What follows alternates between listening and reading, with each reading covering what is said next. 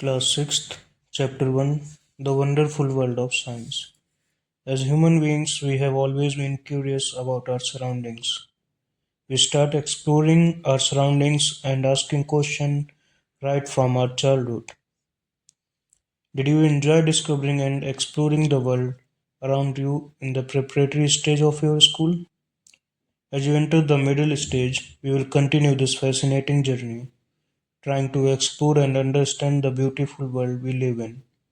And for that, we have a new subject, science.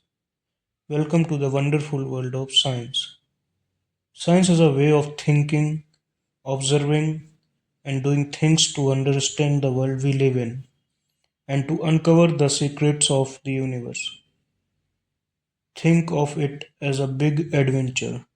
We ask questions, explore the world, and try to understand how things work.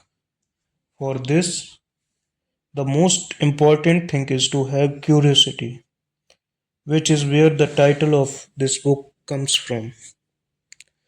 Whether it is studying tiny grains of sand or massive mountains or a leaf of grass or a vast forest, there is always something new and exciting to discover. Have you ever looked up at the night sky and wondered why the stars shine? Or watched a flower bloom and wonder how it knows when to open? There are just a few of the many mysteries that science helps us unravel. The most wonderful thing about science is that it is everywhere, from the depths of the ocean to the vastness of outer space, from what is cooking in the kitchen to what is happening on the playground. Some of the most groundbreaking discoveries have often come from unexpected places. Science is like a giant and unending jigsaw puzzle. Every new discovery we make adds another piece to that puzzle. And you know the best thing about this puzzle? There is no limit to what we can discover. Science, since everywhere, new piece of knowledge leads to more questions and more things to find out. Sometimes we find that a piece of this puzzle has been put in the wrong place and needs to be moved. New discoveries often change our understanding of the world. As you go through this book, you will encounter interesting ideas, do some thought provoking experiments, and see how some of what we will find out is useful in our daily lives. And guess what happens? As we have discovered more and more, we start realizing that these ideas are all connected. We will start off by looking at our home planet Earth. It is the only planet we know that supports life, and it has an environment that we must protect. There is an amazing variety of life on Earth, plants and animals that have managed to survive and thrive in the different regions of this planet. You might have seen a seed grow into a plant, a caterpillar transform into a beautiful butterfly, and many more such observations. You might have seen a seed grow into a plant, a caterpillar transform into a beautiful butterfly, and many more such observations. How do these plants and animals grow? Of course, to grow, we need food to eat, and especially in a large and diverse country like India, food is so fascinating. Across the country, we have different cuisines with their many tasty dishes. What are they made of? How do we find out? Along with food, we need water to survive. Water is such a delightful substance. Have you ever run and jumped into a puddle when it rained? Do you ever wonder why and how it rains? Have you noticed that water freezes and becomes ice when we cool it, and boils and becomes steam when we heat it? Do you enjoy drinking cool water in the summer or showering with warm water in the winter? How do we understand hot and cold, whether it is water or our own body when we have fever?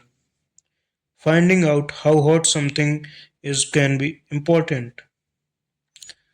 Then again, there are so many different things around us: the paper we write on, the metal key, the plastic ruler, and the rubber eraser in our box, the magnet that keeps the box closed, the clothes we wear, the cup we drink milk in, and so many other things.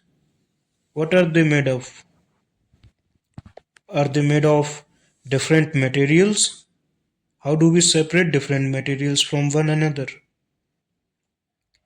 We will have an almost unending list of questions about everything on earth as we further explore this book. But why limit our questions to the earth alone? We can ask questions on things beyond the sun, the moon, and the millions of stars that shine in the sky.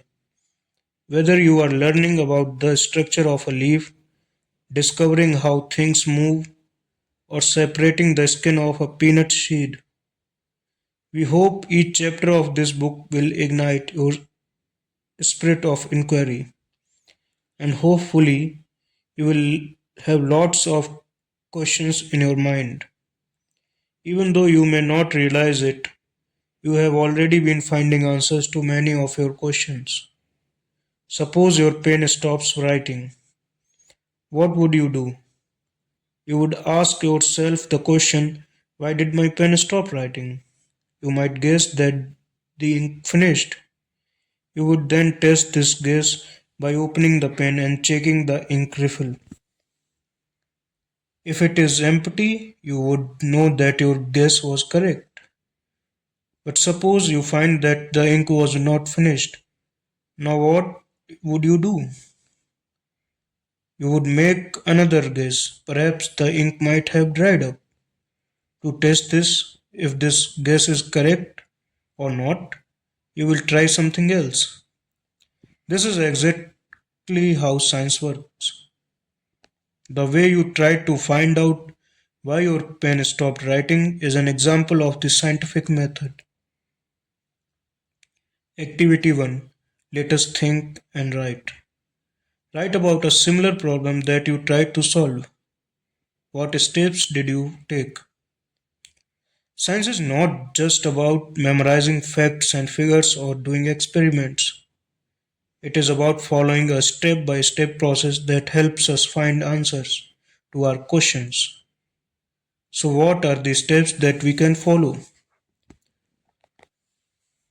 First, we observe something that we find interesting or we do not understand.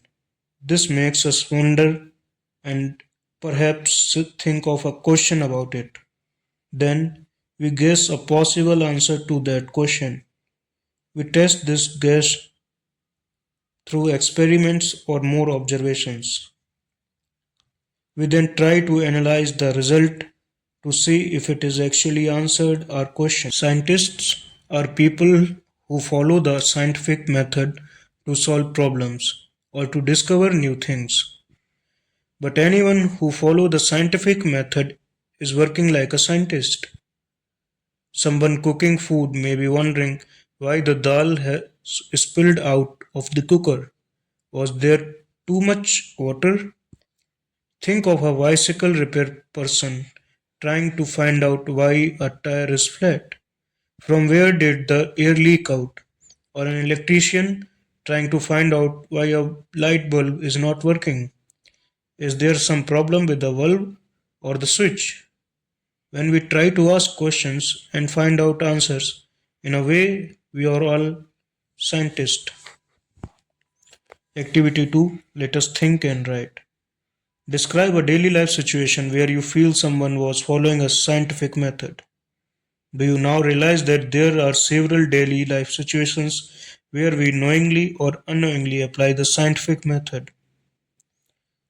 Though we all apply the scientific method to some extent, learning science will develop our capabilities for finding solutions to bigger problems and solving more mysteries of the universe.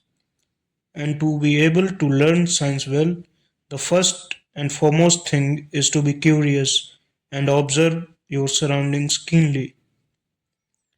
And when we are curious, we start posing questions, asking how and why. Just remember, the world is full of things we do not know, things that are waiting to be explored. Activity 3. Let us think and write. If you had to ask why about something, what would you ask about? Try to write down how you would attempt to find an answer to your problem. Science is rarely done alone. Scientists across the world work together, often in large teams. So, if you cannot find an answer yourself, ask your friends to help you out. It is always more fun to discover things together. Of course, remember that you will not find answers to your all questions within grade 6. Do not worry. You are embarking upon a journey of science